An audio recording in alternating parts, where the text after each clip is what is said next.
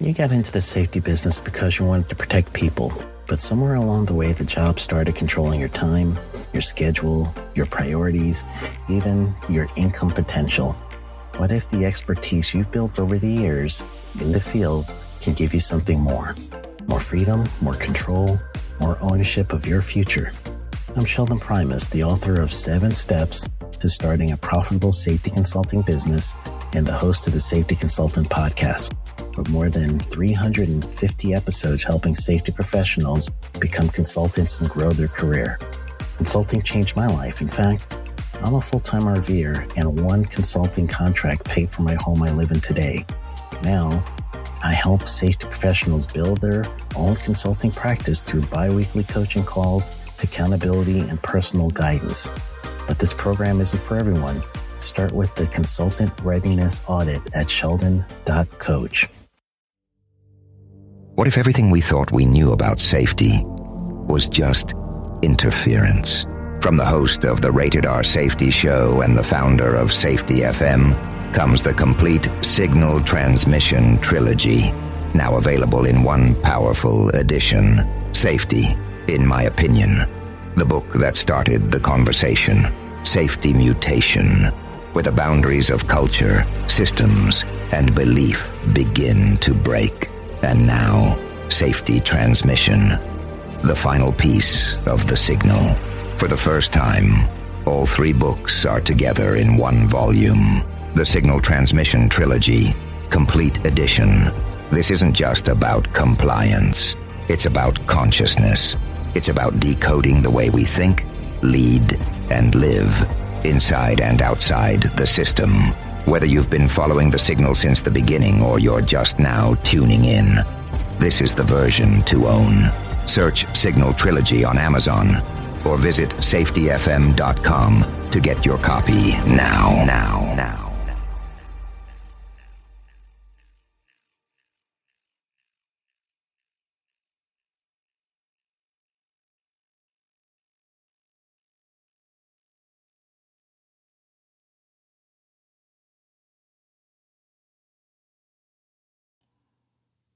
Hey there, it's Safety Wars for Thursday, February 26th, 2026. I can't believe it's 33 years today from the first World Trade Center bombing. Right, in 1993, we're going to be doing a special coverage of that because there's a lot of people out there, I'm finding out, who don't remember that. And there's a lot of our listeners out there, especially the younger ones. I'm getting a lot of our listeners are under 18, which is mind-blowing. I go places in town and everything, hey, Safety Wars, hey, and there's coming from the younger crowd there. So there is hope. There's always hope here. And, I mean, we could call this Safety Wars, a new hope, right? That's to rob some other stuff. Then we're going to mosey on over to some Chemical Safety Board reports, specifically on the, let me make sure we got it, the PEMEX Deer Park Refinery in Deer Park, Texas. We're going to be going in a little bit with that, with hydrogen sulfide. They had a hydrogen sulfide issue there. They came out with the final report, the Chemical Safety Board. So we're going to review some of that, and we'll see where it goes from there. So let's get this whole thing on, get this whole thing going here. Hi, this is Jim from Safety Wars. Before we start the program, I want to make sure everyone understands that we often talk about OSHA and EPA citations, along with some other regulatory actions from other agencies, legal cases, and criminal activity. Everyone is innocent until proven guilty in a court of law. Proposed fines are exactly that, and they are often litigated, reduced, or vacated. We use available public records, news accounts, and press releases. We cannot warranty or guarantee the details of any of the stories we share, since we are not directly involved with these stories, at least not most of the time. Enjoy the show. This show is brought to you by Safety FM. Hello. It seems like we're already getting out of the deep freeze out here. Long-term forecast, 10 days. We're going to be here in the Northeast. It's going to be like the mid-70s. Not this weekend, but the next weekend. And we're supposed to get some rainfall here with melting. Well, it's going to be melting snow here, which means ice dams in front of the sewers. I remember when was it? 1996. When we had that huge, or was it 93? Winter of 92 into 93, right? I always get confused. Is it the winter of 93 when it starts in 92? Summer, I don't know. But anyway, when we had 17 ice storms in like 20 days, something ridiculous in New Jersey. And when all this stuff started to melt and we got those spring rains, all the sewers were clogged with ice. And of course, who was the one? Because I am who I am. I went out there, nice, buff, strong, right? Guy out there with a pick and cleared out all the ice dams on blocks, saving everybody's homes and basements from being flooded. But as they say, no good deed goes unpunished, and that's a story for another day. How's everybody doing out there? We went to, when was it? Tuesday night, we did the State of the Union show with that, whatever you want to call it, the address. We have some feedback on it. Some people loved it, some people hated it. We did not put it on Safety FM. We put it on our other platforms, like one at Rumble. We put it on Facebook, JCB Technical Services or Safety Wars over on Facebook. We put it on YouTube, things of that nature with that. We will be doing that more often on that because there's... No, I'm a political animal here. What can I say? Now, I had forgotten about this until this morning. I knew it was in 1993 in February, but I thought it already passed. And it came across my feed the 33rd anniversary or commemoration, whatever you want to call this, of the 1993 World Trade Center bombing. And what we found out today, in talking to people who weren't alive back then, most of the people I work with on my projects were either children or were not even alive. And I remember when I was on the projects and I was the younger guy. I was the youngest one. And then all of a sudden I wasn't the youngest one anymore. And we ended up talking about, well, what happened and everything else. And things have come out over the years. And one of the comments that was always made when I was in graduate school was, yeah, we graduate, this is NJIT in Newark, New Jersey, we graduate the best terrorists in the world, right? Here, they were successful. Now, they wanted to topple the World Trade Center at that time, right? No, topple it over, one building into the other.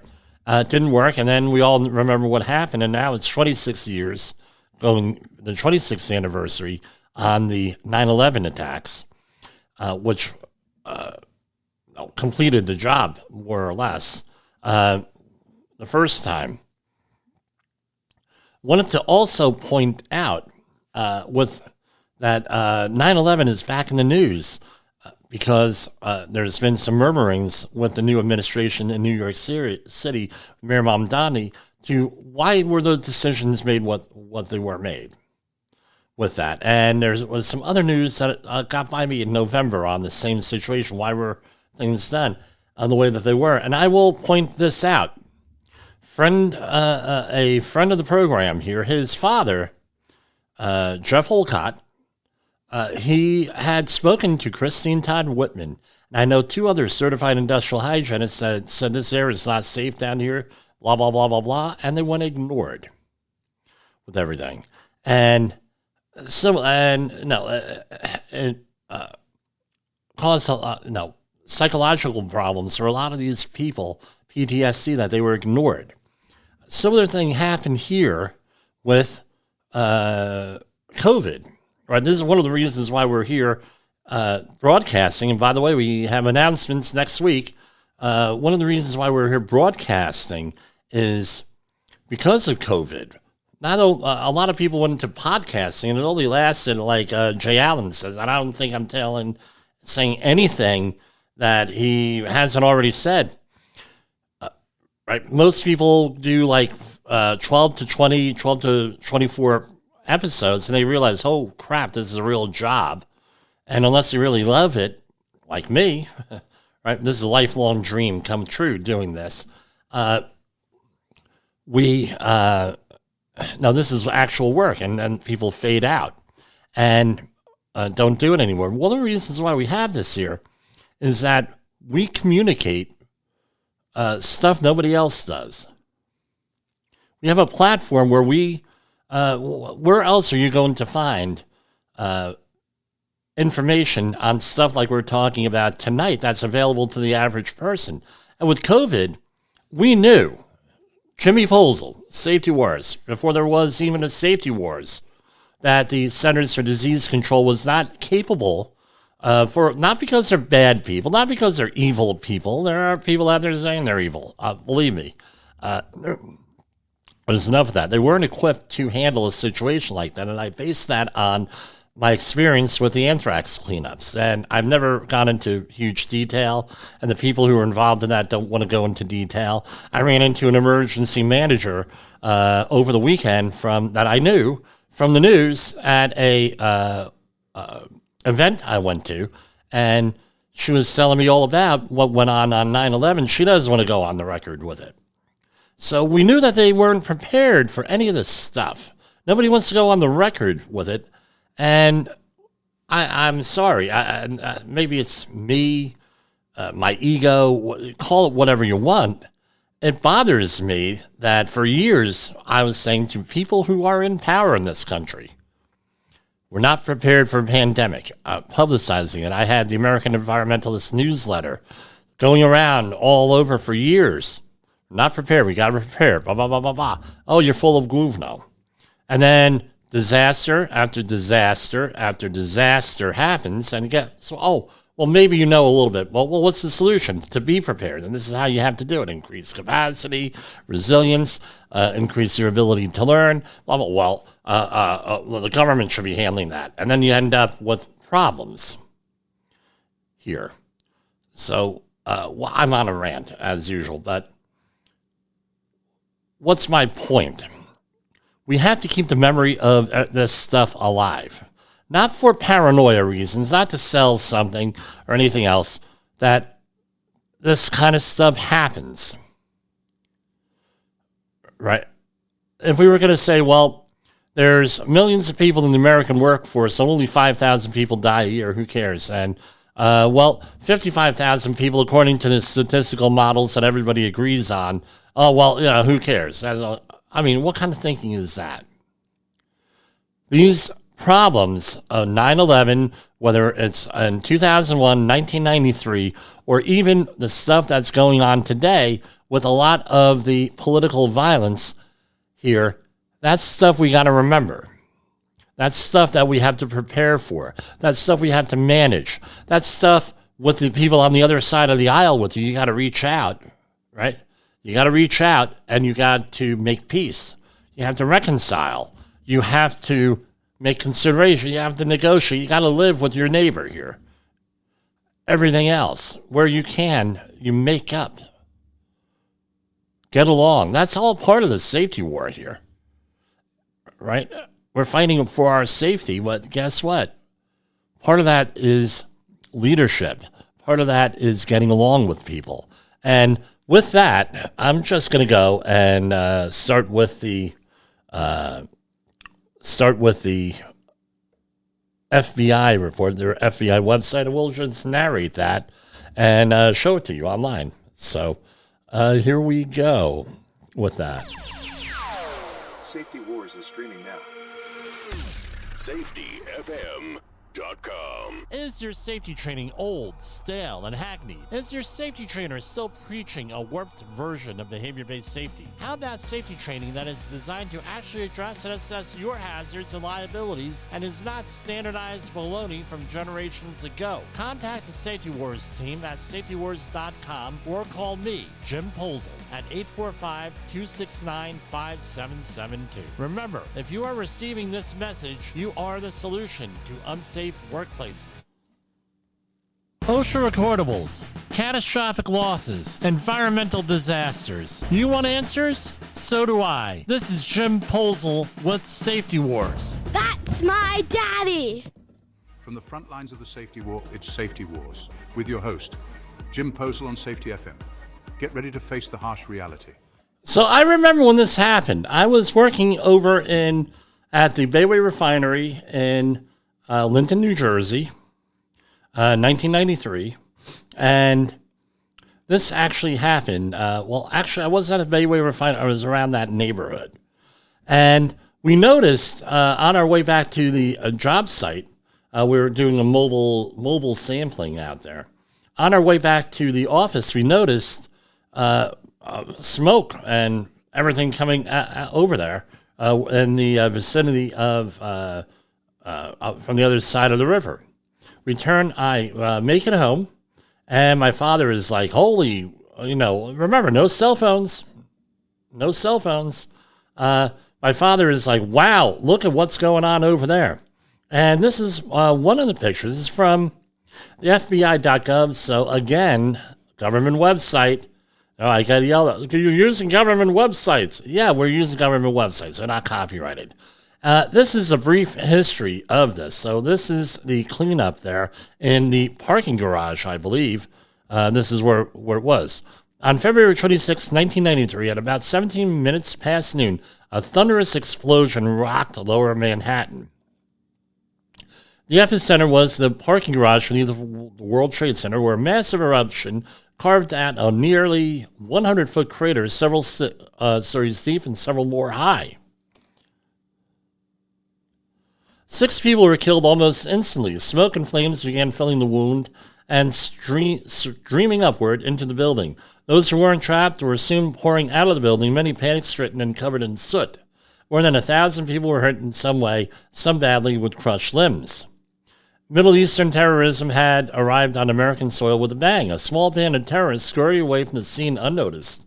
The FBI and its partners in the New York Joint Terrorism Task Force began staffing up a command center and preparing to send in a team to investigate. Their instincts told them that this was terrorism. They've been tracking Islamic fundamentalists in the city for months, and they later learned were tantalizingly close to encountering the planners of this attack. When hunches were enough, what was needed was definitive proof. They'd have it soon enough. The massive investigation that followed, led by task force with some 700 FBI agents worldwide ultimately joining in, quickly uncovered a key bit of evidence. In the rubble, investigators uncovered a vehicle identification number on a piece of wreckage that seemed suspiciously obliterated. I'm going to point this out. There were subsequent interviews of some of the people who were saying stuff that they weren't supposed to, that were investigators. One of them was that, based on what, my recollection of hearing these interviews over the last 33 years, was this was the primary bomb that went off, right, with this, the primary attack, and they had planned on having another attack once the investigators went in there, another one happening there, the investigators, the rescuers, and then killing a whole bunch of other people on this. So the second one did not go off with this, is what my understanding is. A search of our crime records returned the match. A number belonged to a rented van reported stolen the day before the attack. An Islamic fundamentalist named Mohammed Salema had rented the vehicle, we learned, on March 4th. And on March 4th, an FBI SWAT team arrested him as he tried in vain to get his $400 deposit back. One clue led to another, and soon we had in custody 3 more suspects, Nidal Ayad, Mohammed Al-Abu Halima, and Ahmed Ajaj. We also found that the apartment where the bomb was built and storage locker containing dangerous chemicals, including enough cyanide gas to wipe out a town. All 4 men were tried, convicted, and sentenced to life imprisonment. Shockwave from the attack continued to reverberate. Following the unfolding connection, the task force soon uncovered a second terrorist plot to bomb a series of New York landmarks simultaneously, including the UN building, the Holland and Lincoln tunnels, and the Federal Plaza where our office in New York is housed. the FBI office, that is. On June 24th, 1994, hold on here. On June 4th,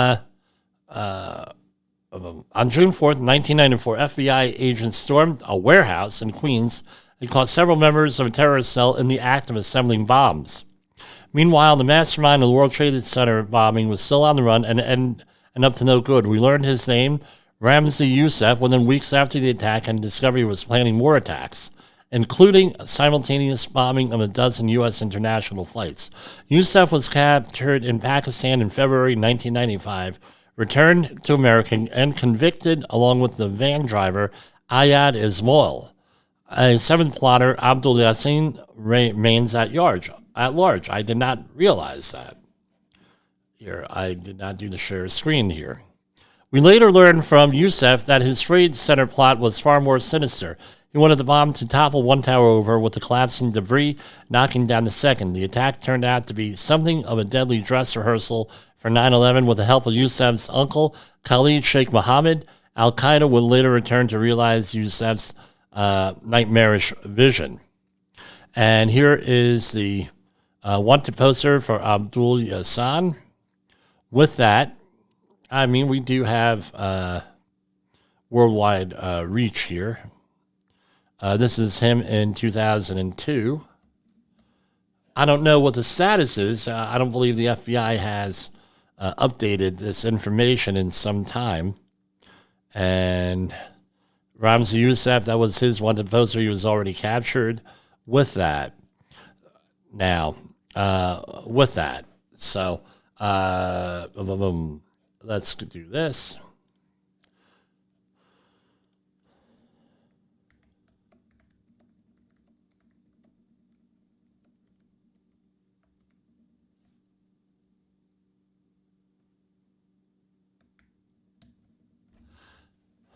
So here we have the 6 victims, and they were, if you go to 9/11, the museum, there in the memorial, they have a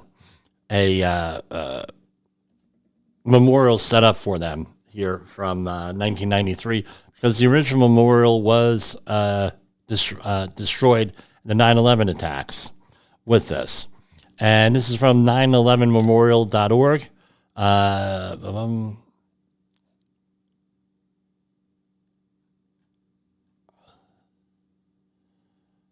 So here you go. This is a letter from several years ago with this, from last year, from the 25th anniversary. As we come to remember the events of that day, we also recommit ourselves to condemning the hatred and misunderstanding that led to them. 19 years ago, a group of terrorists detonated explosives in an abandoned van in a public parking garage beneath the North Tower of the World Trade Center. The brutal attack killed 6 innocent people. We remember them: John D. Giovanni, Robert Kirkpatrick, Stephen Knapp, William Mako, Wilfredo Mercado, Monica Rodriguez-Smith, who was pregnant when she was killed. Their names are now forever inscribed in bronze on a 9/11 memorial on panel N73.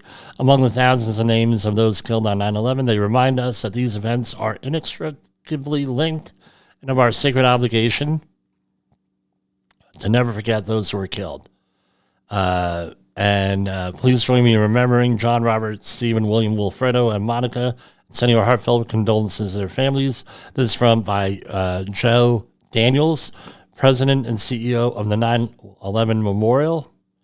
And here is, apparently this is an old page, and we're getting dead links on here with this. It's, I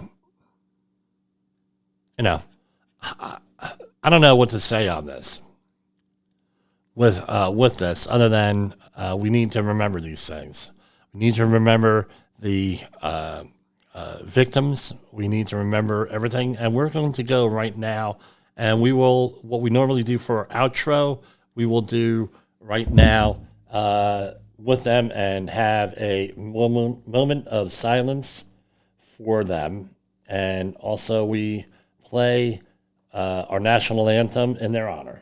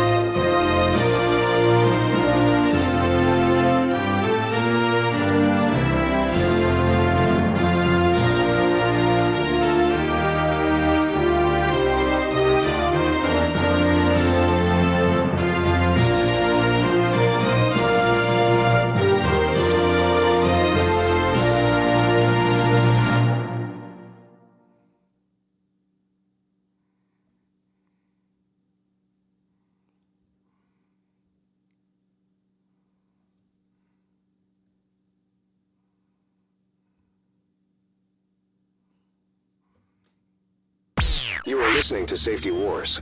Tomorrow's Safety Today.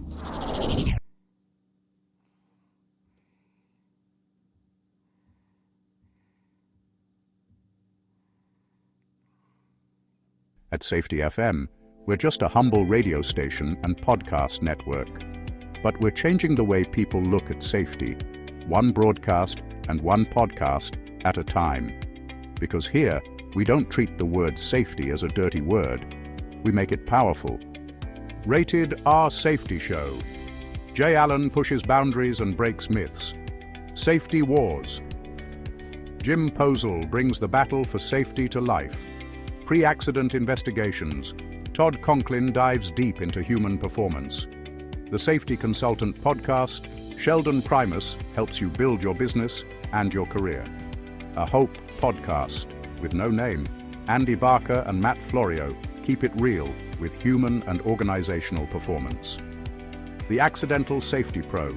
Jill James explores what it means to grow in this profession. The Safety of Work.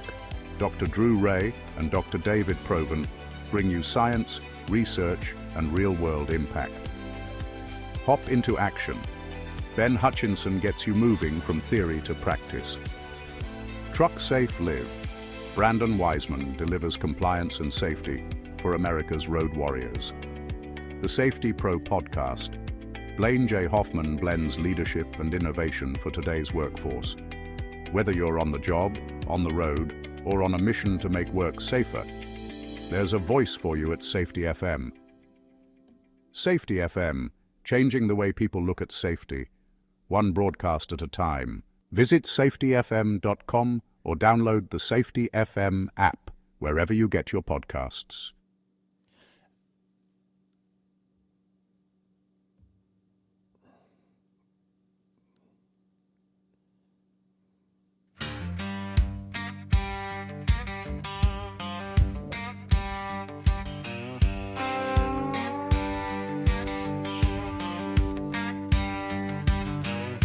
Steel-toe boots by the job site gate.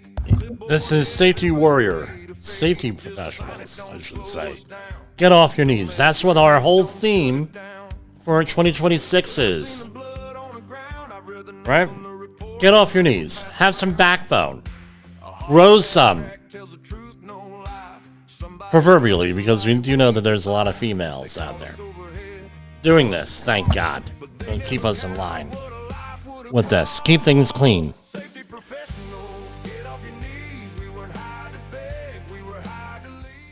We were not hired to beg, we were hired to lead.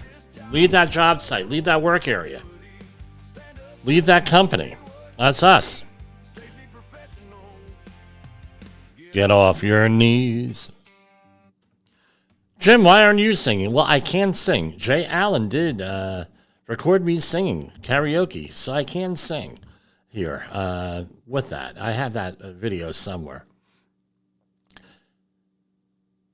We're going to talk about the hydrogen sulfide release at the PEMEX Deer Park Refinery.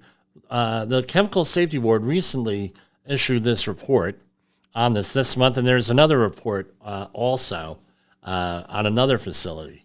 And what were some of the things? This was the investigation report, and we're going to run through the normal CSV type things on here with this.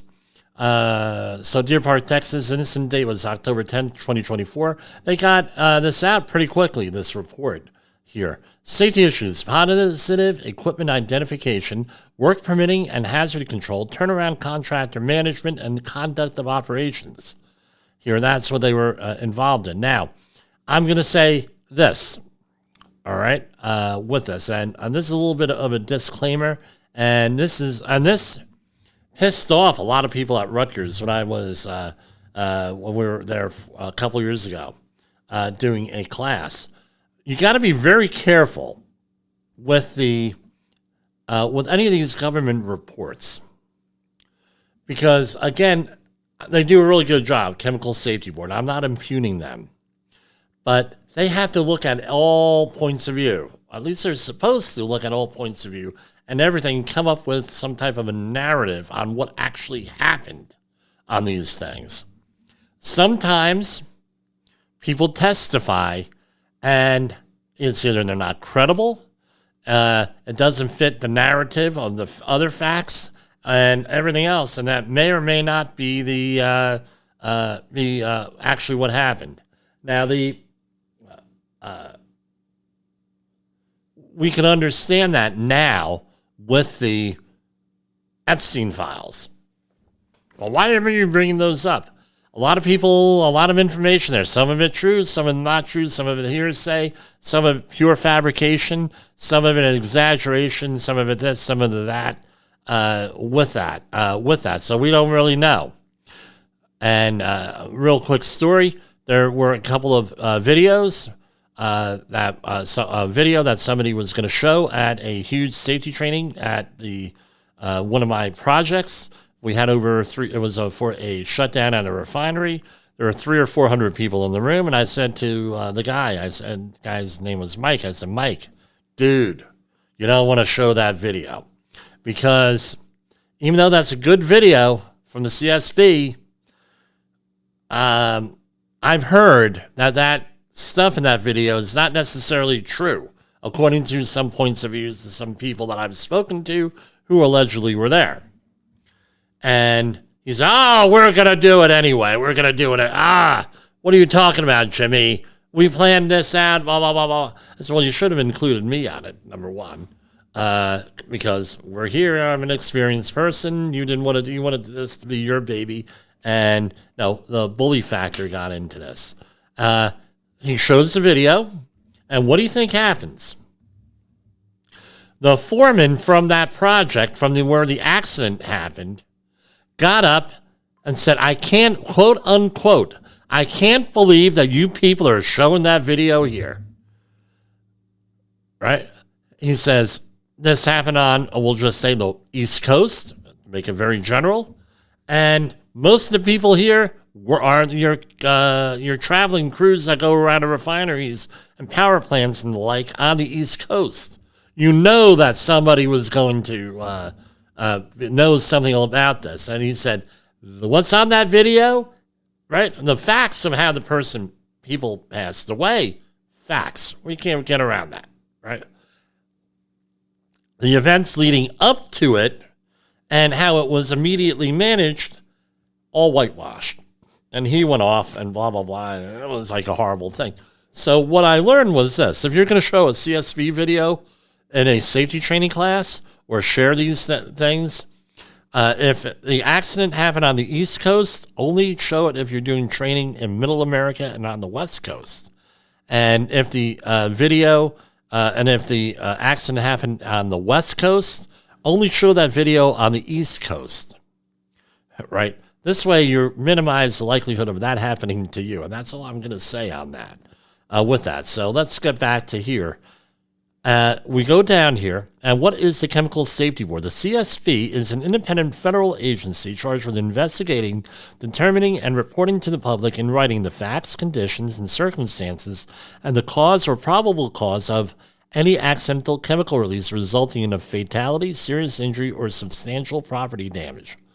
The CSB issues safety recommendations, right? So they are issued like OSHA's with enforcement. They're about recommendations, and it's a very small organization relatively in the federal government, and not too many people have heard of them. And there was a proposal to do away with them, but they give really important information. And of course, we're all here about information and being proponents where we can. Now, the CSB was created under by the Clean Air Act amendments of 1990, and the CSB was first funded and commenced operations in 1988. It took 8 years. Wow. The CSB is not an enforcement or regulatory body. No part of the conclusion. This is important.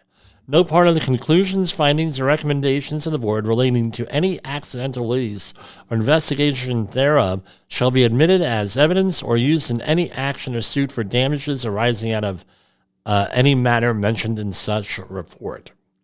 With that, this accident, the October 10, 2024 fatal hydrogen sulfide release at the PEMEX Deer Park Refinery fatally injured 2 people. Jason Scott, and Jose Perez Jr. And with this, let me check the time here so I know how long this is going to take. Okay, good. And if it makes sense, we're just going to conclude and put on some other programming with this, right? On October 10th, and this is the executive summary, on October 10th, 2024, approximately 27,000 pounds of toxic hydrogen sulfide gas were released during a maintenance activity at the refinery. The release fatally injured 2 contract workers and injured several others. The release occurred when contract workers from REPCON Incorporated opened piping containing hydrogen sulfide gas. Now, I'm going to point this out to you, that a lot of the piping in, I'm not familiar with this operation, but I am familiar with a lot of refinery stuff. A lot of the byproducts of the refining process for crude oil is hydrogen sulfide. And hydrogen sulfide in some of the processed piping is in excess of 90% concentration on that. So you gotta know that, and you gotta be aware that this is like a serious thing when you're doing this in a refinery or a chemical plant. Instead of opening a pipe flange on empty piping, the workers mistakenly opened an identical piping segment 5 feet away, releasing pressurized hydrogen sulfide gas and fatally injuring one of the REPCON workers. The released hydrogen sulfide traveled downwind to the adjacent unit, where a worker from ISC Constructors, who was unaware of the release, inhaled the toxic hydrogen sulfide and also was fatally injured. The release continued for nearly an hour until PEMEX Deer Park emergency responders reassembled the leaking flange and stopping the release. 13 additional contract workers were transported to nearby medical facilities to be evaluated for hydrogen sulfide exposure. In addition to the fatalities and injuries, shelter-in-place orders were issued by officials in neighboring cities of Deer Park and Pasadena that remained in effect for several hours due to the release. While the facility was not physically damaged, property damage of $12.3 million associated with the incident, resulting from the loss of use in the amine unit, and downstream processes. Now, they had identified 4 areas here. Positive equipment identification. PEMEX Deer Park did not establish an adequate method to clearly identify the equipment that REPCON workers were to open before the work was authorized to begin. PEMEX Deer Park's procedures required operators to prepare a drawing and a list of piping flanges to open, but the piping flanges could not be identified using these documents alone. To aid the contractors, operators hung identification tags to indicate each flange that REPCON was to open. The tag for the intended flange was placed in a location that REPCON workers did not see, on a platform-ended flange. Due to the lack of a reliable method to identify the intended equipment, the REPCON workers searched for unlocked flange locking devices, which they commonly observed elsewhere in the refinery. Accidental releases resulting from opening the wrong equipment occur regularly in the chemical processing and refining industries. At the time of this report, that's February 2026, there are no industry standards. Let's repeat this. There are no industry standards for positive equipment identification that apply to chemical processing or refining. Other industries, including healthcare facilities, have established standards and best practices for marking, which have been shown to reduce the number of incidents. An industry standard applying to chemical processing and refining could reduce future incidents from opening the wrong equipment. Let's see, this is positive equipment identification. Here they have a little thing. Let's go back. Right, we might get into this here. Right, work permitting and hazard control. I was involved in a fatality investigation many years ago that where things were not labeled and things were not, the permitting process was fouled up, where the normal permit issuer was absent that day and somebody else was writing work permits. And let me back up here. When you're working at a chemical plant, pharmaceutical, medical processing, anything, a lot of times, most facilities have a permit system. And it's essentially a checklist, usually.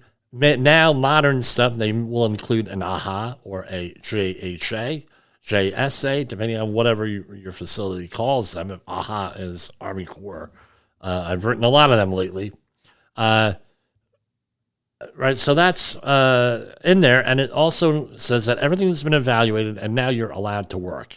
And the permit issuer is supposed to know all that's going on in there, preferably, or at least what you're doing and what the dangers are and how it impacts everything else.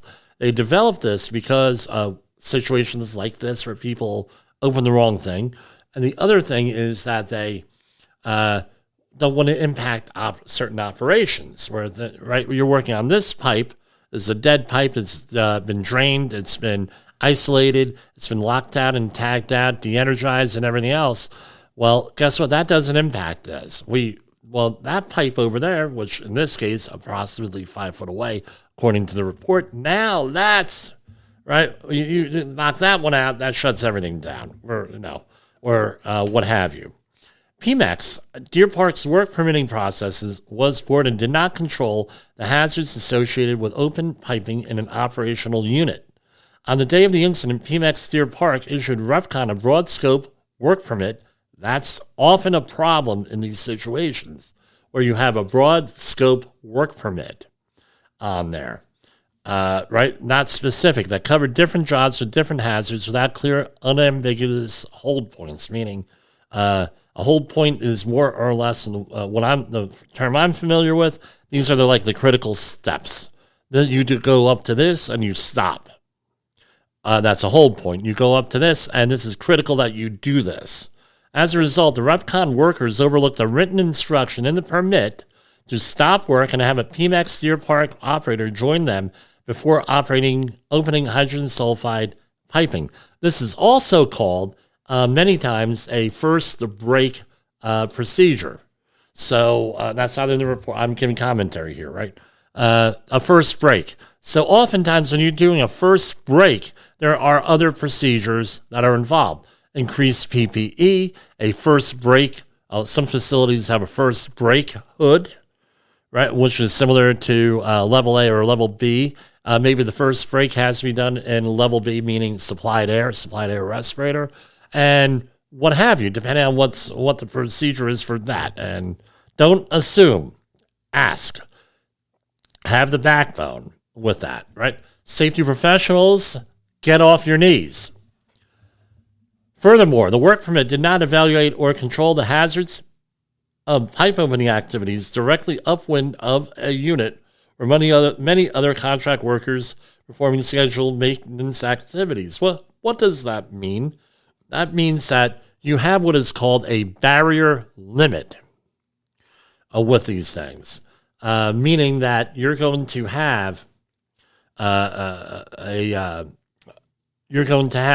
based on this activity, based on this amount of material, based on a whole weather, a whole other operations, a whole other bunch of factors, we're going to have an exclusion zone of X number of feet around this activity, right? Or we're going to have an increased PPE situation. But let's remember, in an increased PPE situation, the hazard's still there.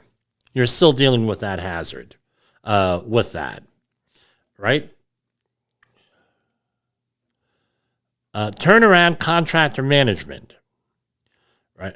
On the day of the incident, REFCON workers were reassigned from working on a shutdown, isolated and emptied unit undergoing scheduled maintenance called a turnaround, to working on the partially operational unit where the incident occurred. So what does that mean? Let's take that apart, right? Reassigned from working on shutdown. That means that you're working, again, this gives you a little bit of, it shouldn't, but it normally gives the workers a little bit of comfort where they're going to perhaps not appreciate the risks, because during a shutdown, during a turnaround, right, scheduled maintenance, a lot of stuff gets shut down. You may shut down an entire unit with this, where all of the piping into that unit is shut, drained, everything else, everything on the other end, everything is locked out, tagged out, and everything's neutral, energy neutral, right? That's a good buzzword here. And when you go into an operating unit, now a lot of times the workers, if you're not communicated, if you do not have that little huddle there, may not appreciate that you're going to an operating unit where this stuff's working there. Maybe that one pipe has to do with the work in the other unit with the shutdown, but none of the other piping does. Right? I wasn't there, but this is what I am gathering based on what I'm seeing here. Due to the abrupt shift in the work environment and proximity of the two units, the workers were not aware that they were working in a different unit or that the unit was operational and contained toxic hydrogen sulfide. What I just said.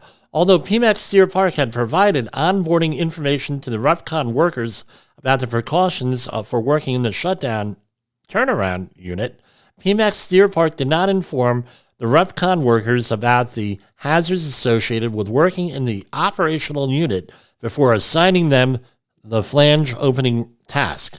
As a result, the REFCON workers did not follow usual precautions associated with working around live equipment. With that, now part of the process safety management standard PSM is that you're supposed to do site orientations, you're supposed to communicate hazards, and it says a lot of things, but that's how this applies here. The conduct of operations, right? The CSCB identified numerous instances where PEMEX Deer Park policies and procedures were not aligned with actual practices. So this is the work as done versus the work as planned, number one. And also what a friend of this program he mentored me in a lot of this stuff, right? You have policy and you have practice. Right? In other words, work as planned, work that's done, you have policy. This is what the policy is, but this is what the reality is when we do the work and how we manage the hazards. In many cases, PEMEX Deer Park's written documentation was consistent with industry guidance and accepted best practices. However, both management and operations personnel often misunderstood or were unaware of these expectations and frequently deviated from required practices. As a result, Deer Park deviated from documented work permitting and hazard evaluation requirements, which contributed to the incident. The CSB determined that the cause of the incident was opening of incorrect equipment which released pressurized hydrogen sulfide. PEMEX Deer Park did not establish an effective method to clearly identify the correct equipment to open before authorizing opening of the equipment. Contributing to the severity of the incident was PEMEX Deer Park's failure to adequately evaluate the hazard posed by opening the equipment with an active unit that was adjacent to a unit undergoing a turnaround where many contractors were exposed to the hydrogen sulfide release. Additionally, PEMEX Deer Park deviated from several of their own policies and procedures that could have prevented the incident. And here's the recommendations here. And this is to PEMEX Deer Park.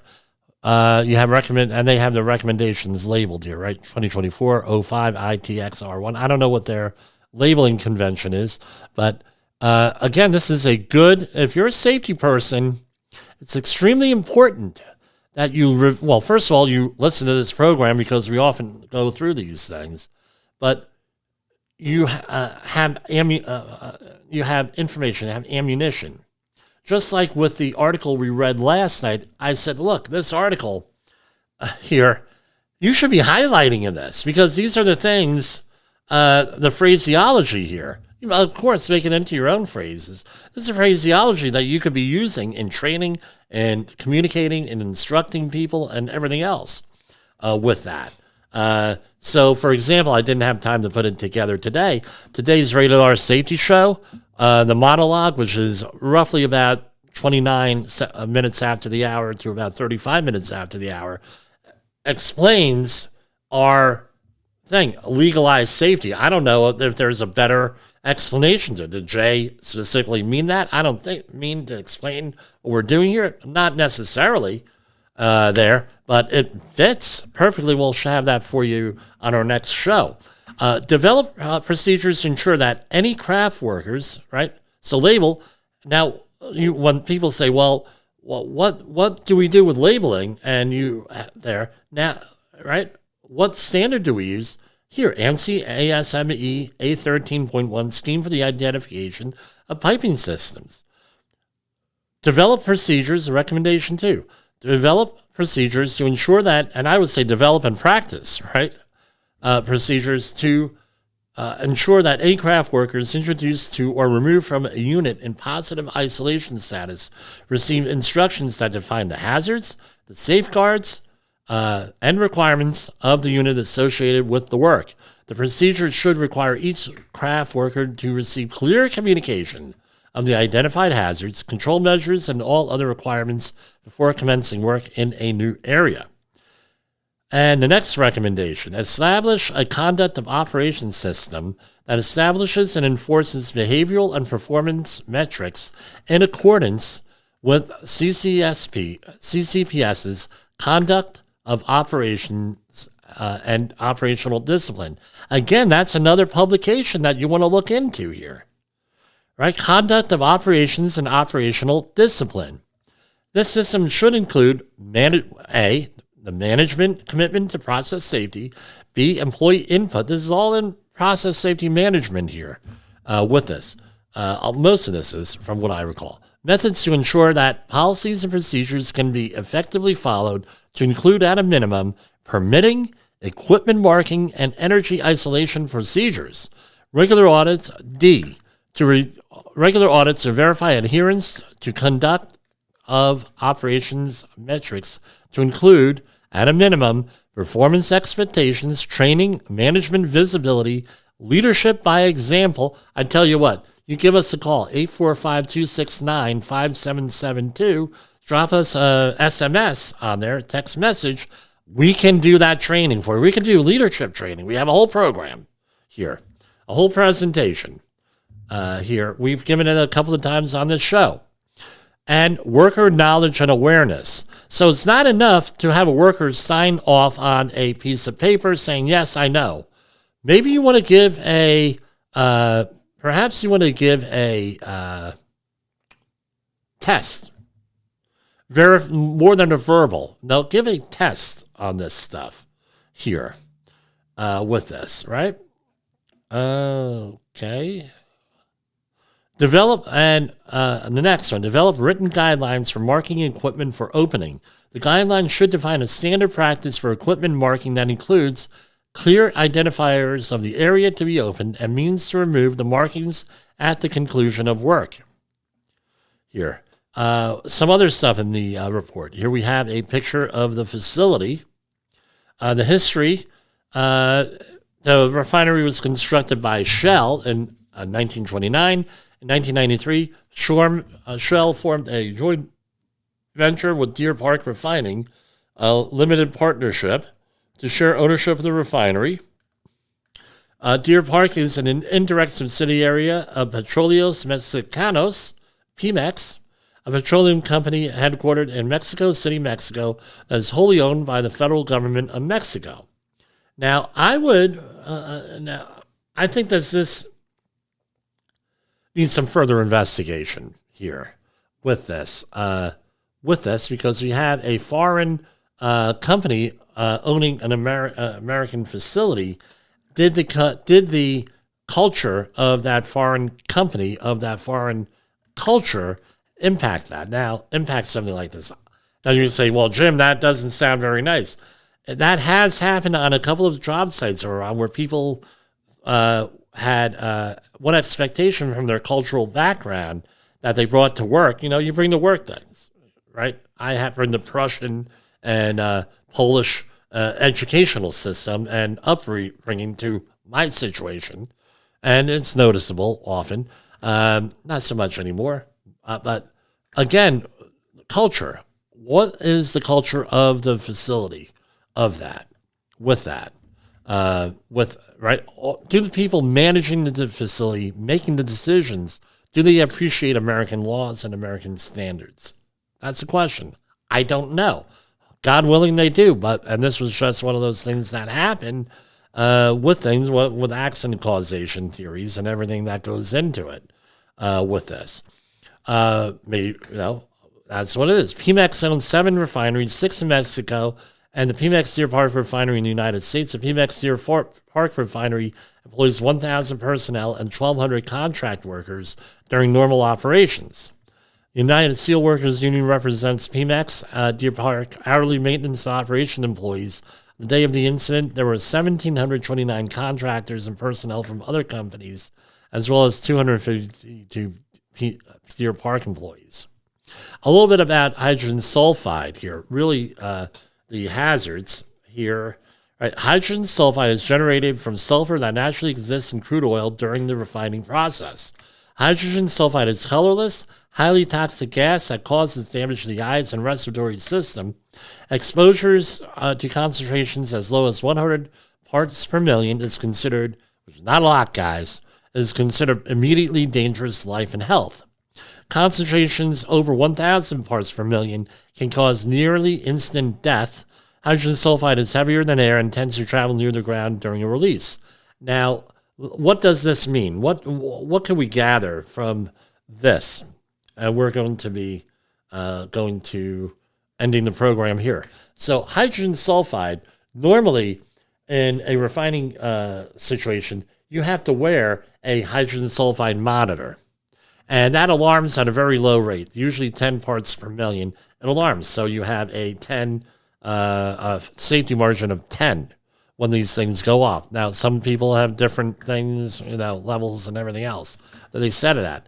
But what's important to know is that it is a olfactory inhibitor where it directly deadens the sense of smell here. So you may be exposed to it at low levels and you smell it and it's like, I smell that. And it smells like rotten eggs. And if you look under the definition of rotten eggs, it's going to tell you it smells like hydrogen sulfide.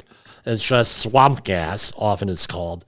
And there was a similar situation in Texas that we reported on earlier this week. That had a similar situation. And you don't smell it after a while here. And I forget exactly what the odor thresholds are. But also, this is also flammable.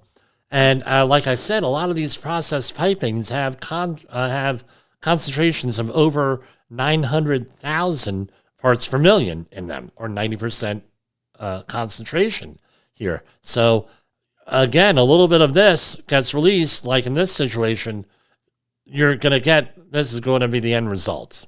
So that's what I have tonight. We are going to see you. I don't know if I'll be on the air this weekend or not. If I do, it's probably going to be on Rumble or YouTube discussing politics. We try to keep away from politics here, and you're going to get a warning at the beginning of the program if we're going to have political content on there, because some people don't want to hear that. I don't know why. I find it very interesting, but a lot of people don't want to hear that. For Safety Wars and the Safety FM network, this is Jim Posel. We'll see you next time. The views and opinions expressed on this podcast are those of the host and its guest and do not necessarily reflect the official policy or position of the company. Examples of analysis discussed within this podcast are only examples. They should not be utilized in the real world as the only solution available, as they are based only on very limited and dated open source information. Assumptions made within this analysis are not reflective of the position of the company. No part of this podcast may be reproduced, stored in a retrieval system, or transmitted in any form or by any means, mechanical, electronic, recording, or otherwise, without prior written permission of the creator of the podcast, Jay Allen.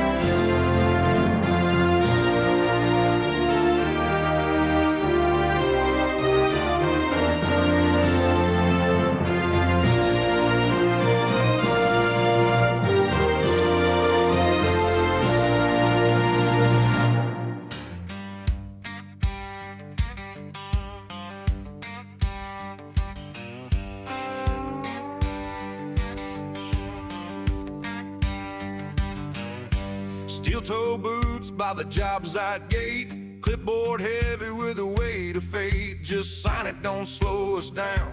Don't make waves, don't shut it down. But I've seen the blood on the ground, I've read the names on the reports when they were passed around. A hard hat crack tells the truth, no lie. Somebody rushed, somebody waved it by. They call us overhead, call us a cost, but they never count what a life would have cost. Safety professionals, get off your knees. We weren't hired to beg, we were hired to lead. No more rubber stamps, no silent pleas. This job was built on accountability.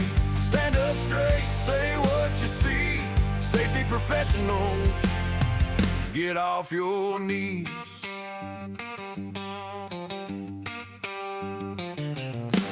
Morning brief in a half-lit shack with a rolling in, no turning back. Foreman says we'll figure it out. I say that plan's got holes, no doubt. I don't answer to shortcuts or production lies. I answer to families and closed casket cries. From MOSA regulations to hard-earned scars, this ain't paperwork, it's who we are. We don't work for comfort, we work for the truth, and the truth don't bend for a deadline due. Well, safety professionals, get off your knees. We weren't hired to beg, we were hired to lead. No more rubber stamps, no silent pleas. This job was built on accountability. Stand up straight, say what you see. Safety professionals, get off your knees.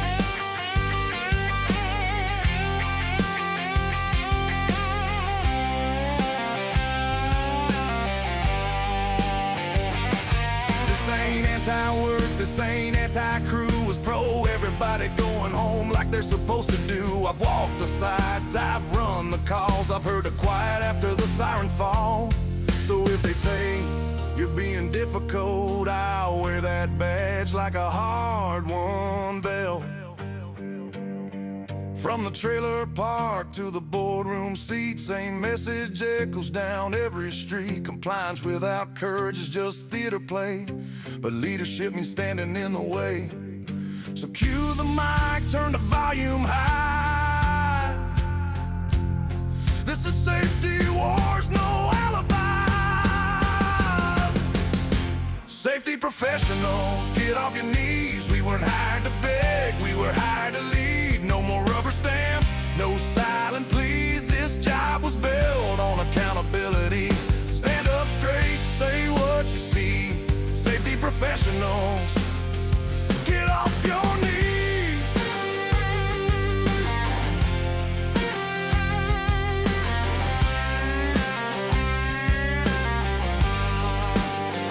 Yeah, this ain't a favor, this ain't a fight. It's a line in the sand for doing it right. So boots on the ground, eyes open wide. Safety wars, stand up, don't slide.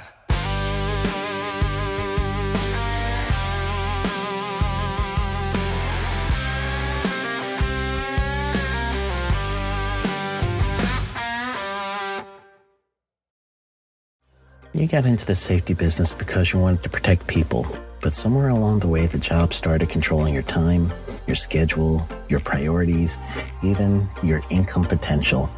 What if the expertise you've built over the years in the field can give you something more? More freedom, more control, more ownership of your future. I'm Sheldon Primus, the author of 7 Steps to Starting a Profitable Safety Consulting Business and the host of the Safety Consultant Podcast, with more than 350 episodes helping safety professionals become consultants and grow their career. Consulting changed my life. In fact, I'm a full-time RVer, and one consulting contract paid for my home I live in today. Now, I help safety professionals build their own consulting practice through bi-weekly coaching calls, accountability, and personal guidance. But this program isn't for everyone. Start with the Consultant Readiness Audit at sheldon.coach. What if everything we thought we knew about safety was just interference? From the host of the Rated R Safety Show and the founder of Safety FM comes the complete signal transmission trilogy, now available in one powerful edition. Safety, in my opinion, The book that started the conversation.